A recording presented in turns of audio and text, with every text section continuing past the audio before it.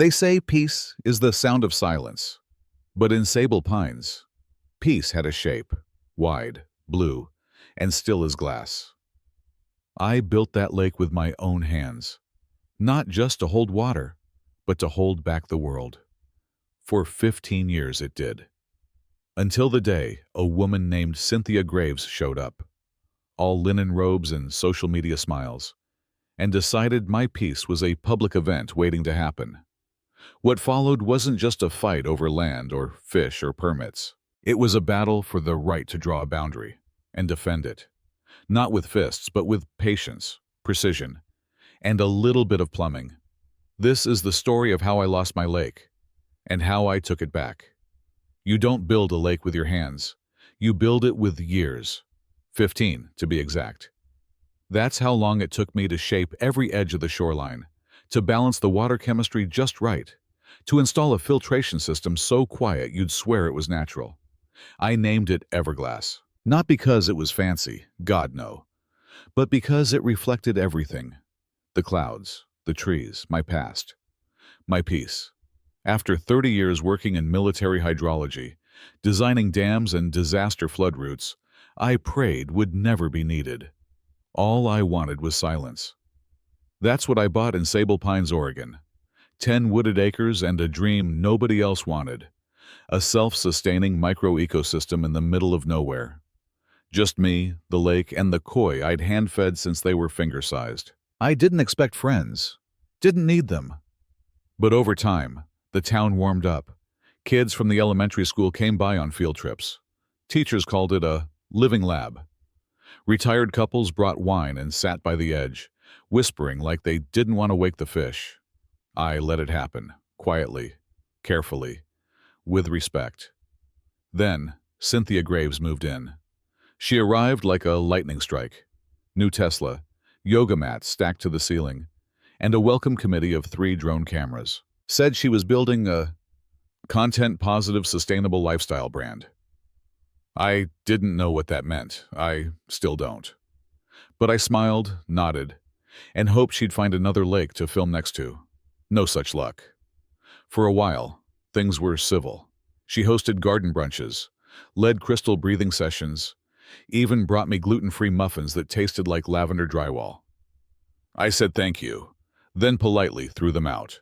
But the signs came quick.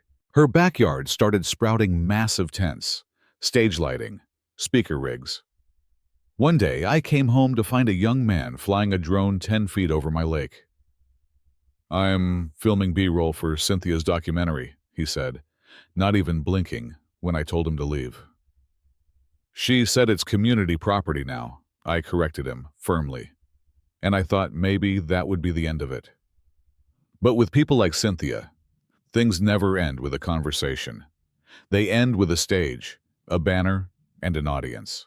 And one Saturday morning, when I woke up to the sound of a PA system blasting outside my window, I realized I'd underestimated her completely. Because she hadn't just ignored my boundaries. She was about to erase them in front of the entire town. The first thing I saw when I pulled open the curtains was a bounce house. Not a hallucination. Not a child's party across the street. A full-sized, neon green bounce house, anchored to the edge of my lake. For a long, dumbfounded moment, I thought I was dreaming. Then came the sound of amplified laughter.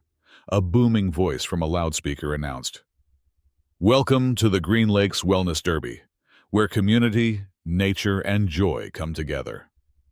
And there she was, Cynthia, standing in a flowing white linen jumpsuit, like some sort of budget goddess, arms raised in triumph as a crowd of about 70 people clapped and cheered from folding chairs, which were also on my property. I stepped outside in disbelief.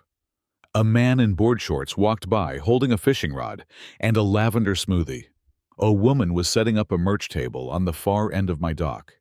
The banner, strung across 2 trees, read, "Save our sanctuaries.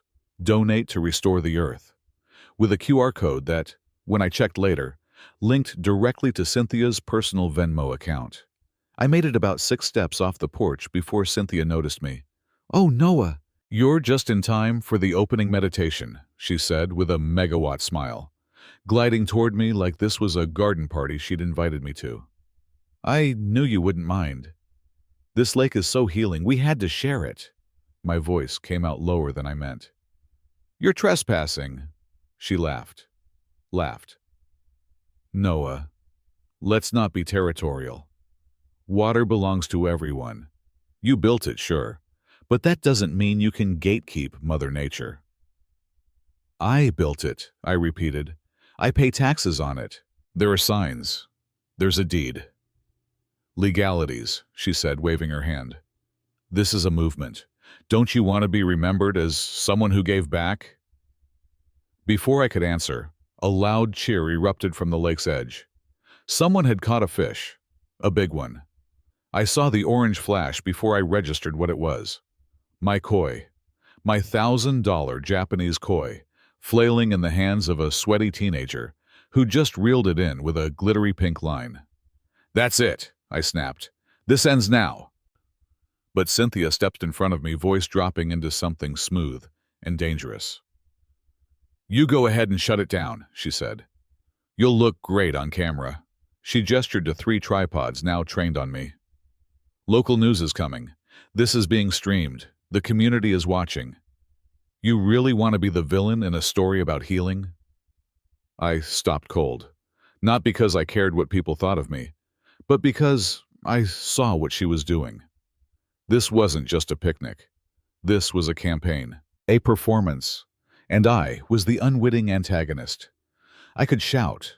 I could call the sheriff. But by the time someone came, the cameras would already have their narrative. The grumpy landowner trying to shut down joy. She leaned closer, whispering like a threat coated in sugar. You step out of line, Noah, and I'll make sure this lake is the first thing they write about when they Google your name. I said nothing. I just turned around, walked back to my house, closed the door, and stood there shaking. Not from fear, from clarity. Cynthia thought she'd won. But she'd just made the biggest mistake of her life. Because this lake wasn't just mine. It was my masterpiece. And I still had one trick left in the vault. I hadn't touched the drainage system in years. Built it myself, back when the lake was still a muddy crater in the ground and the idea of solitude wasn't just a dream. It was my escape plan. The system was designed to redirect water through a network of underground channels and retention tanks in case of flooding. A failsafe. A tool for emergencies. Well, I figured this qualified. By the time Cynthia's wellness derby hit full swing, I was in the garage pulling out my old schematics, blueprints drawn by hand, annotated in fading red ink. I hadn't used them since 2014, but muscle memory kicked in fast. Every bolt, every pipe, every pressure release valve. I still knew them all. Outside, I could hear laughter, clapping, the crackle of a portable speaker system playing ambient forest sounds. They had brought in a crystal healer who was now reciting affirmations through a megaphone, while kids tossed fishing lines into my water. I worked through the night. No lights, no noise. Just the occasional grunt as I adjusted the main valve and bypassed the pressure lock. Around midnight, I checked the bio-rock filtration system, making sure it wouldn't rupture when the lake levels dropped. I carefully began moving the koi, netting them in small groups, and transferring them into an insulated tank in my greenhouse, filled with oxygenated water and monitored by an old pump system I'd kept in reserve. They darted around nervously, but they were safe. Unlike Cynthia, I knew how to respect living things. By 4:30 a.m., the first gurgling sound echoed across the quiet earth as the main drainage channel opened. I stood at the edge of the lake and watched as the water began to swirl, slow at first, then faster, until the surface shimmered and lowered inch by inch. By sunrise, it was done. Where there had once been still, glassy blue, there now lay a wide basin of cracked silt and exposed stones, the wooden dock leaning slightly on dry land like a forgotten prop from a theater set. The lake was gone. So was her stage. And just in time. At 7 a.m. sharp, the vans began arriving again, this time with photographers, reporters, brunch vendors, a juice bar on wheels. Cynthia, of course, in a gauzy pink robe and wide-brimmed hat, barking instructions into a headset like she was producing Coachella. I was sipping coffee on my porch when I heard it. A collective gasp, followed by confused chatter. Then came the scream. "What the? Where is the lake?" I stepped out, mug in hand. Cynthia stood at the edge of the crater, spinning in place, eyes wide with disbelief. I called down to her, calm as you please. "Morning, Cynthia. Seems nature's feeling a little dehydrated." She stormed up the hill toward me, heels sinking into soft mud with every furious step. "You did this," she hissed. "Did what?" I said innocently. "You drained it. You sabotaged everything." "I thought water belonged to everyone," I said, sipping my coffee. "Maybe it decided to leave." That's when the crowd started murmuring. Someone asked for a refund. Someone else mentioned permits.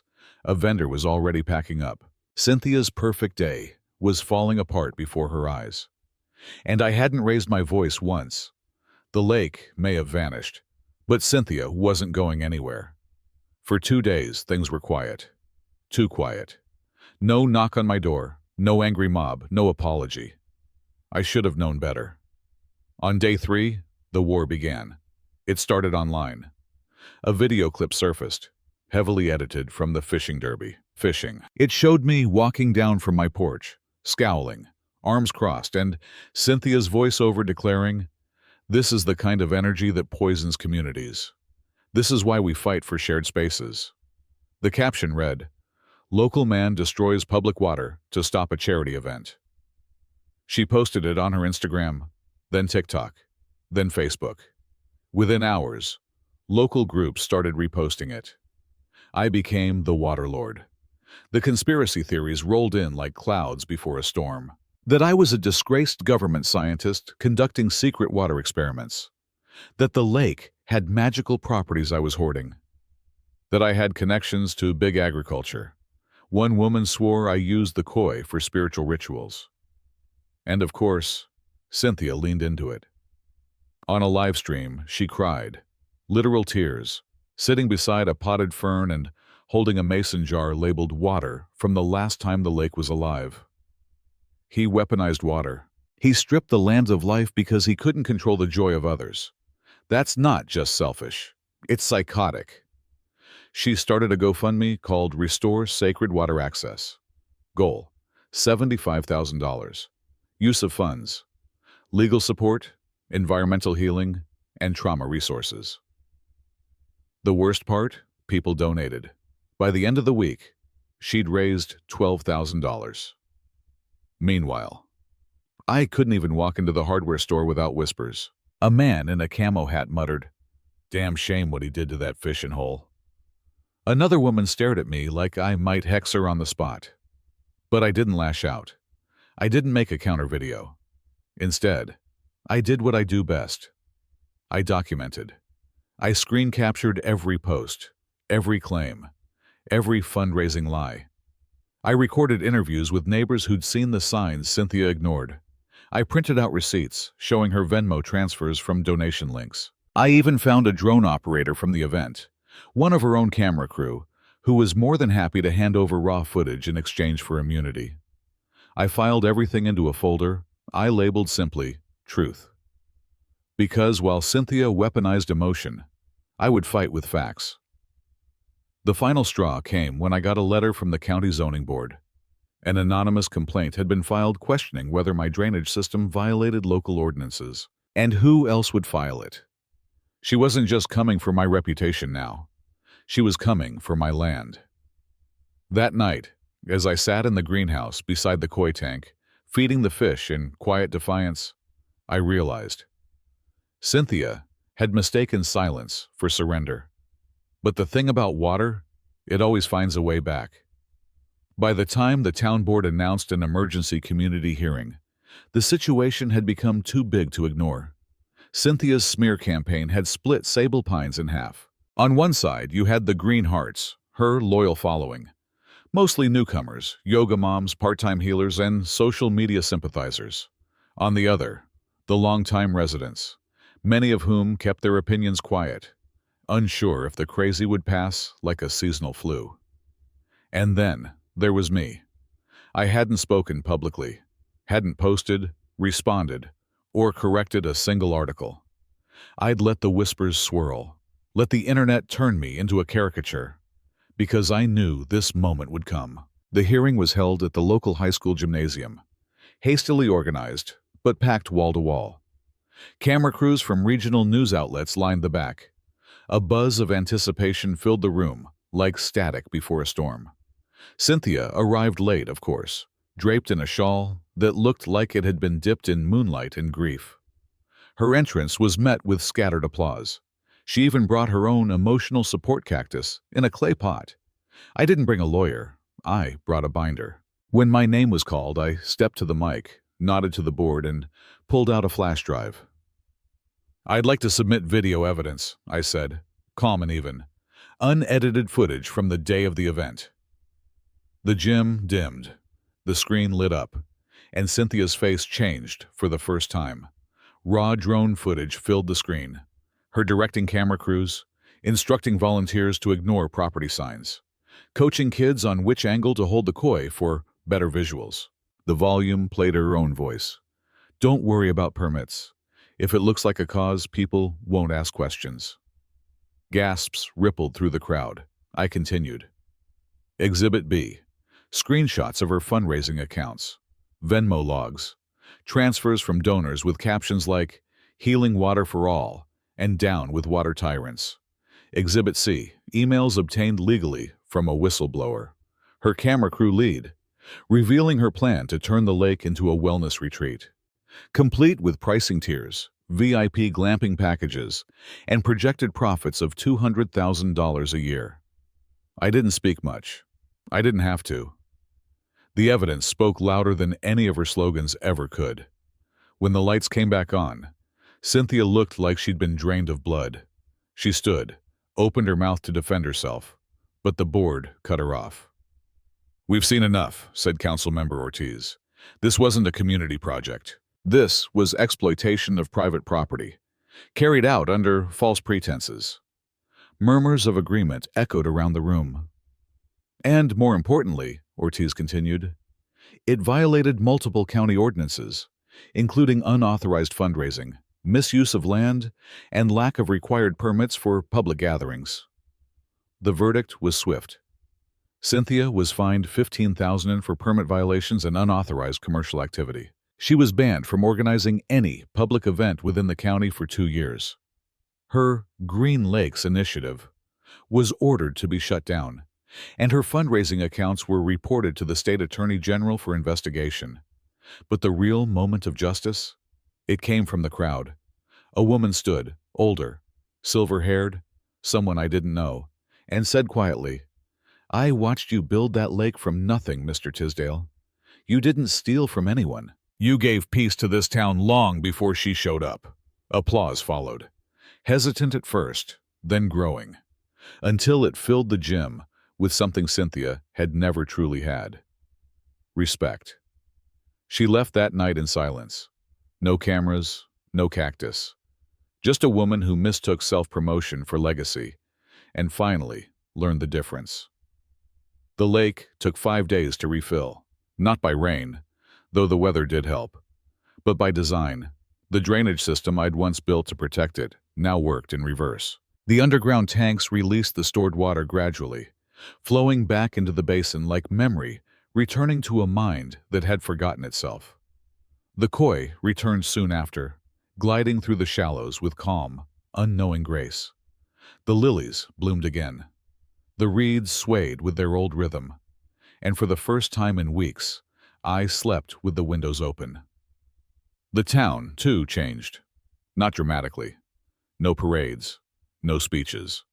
But people waved more. Some knocked on my door with pies or fresh bread, or just to say, "Sorry, we didn't know the whole story." I didn't hold grudges. People are quick to believe the loudest voice in the room. But eventually, the truth finds its own volume. A few weeks after the hearing, the school sent a letter. The fourth graders wanted to come back for their annual field trip to the lake. This time, though, they asked first. I said yes. But under one condition: they'd come not to fish, but to learn. And so we started a new tradition, the Quiet Waters program. Kids planted water lilies, learned how ecosystems worked, and wrote poems on what it meant to protect something fragile. One little girl handed me a drawing of a koi fish with a speech bubble that said, "Thanks for saving my home." It now sits on my fridge. As for Cynthia, she disappeared. Her platforms went dark. Her accounts were deactivated. Some said she moved to Arizona to start over. Others claimed she's now writing a memoir about being digitally persecuted. I don't know. I don't care. But I did get one letter. No return address. No handwriting I recognized. Inside was a typed note. "You drained the lake, but you never lost your depth. I hope one day I can say the same about myself. See." I didn't respond. Some silences are best left undisturbed. Now, when I sit on the porch with my coffee and watch the sun ripple over the water, I don't feel angry anymore. I don't feel vindicated. I just feel settled. Because justice, when done right, doesn't roar. It echoes. In clear water. In children's laughter. In the absence of noise where noise once lived. I hung a new sign at the lake's edge. Not a warning. Not a threat. Just a message. This land is privately owned, but it is shared with those who respect it. Every so often, someone stands and reads it quietly. And every time they do, I smile, because they understand something Cynthia never did. Ownership isn't about possession. It's about stewardship. And some things, peace, nature, dignity, are only truly yours when you protect them. Not with fences or force, but with care.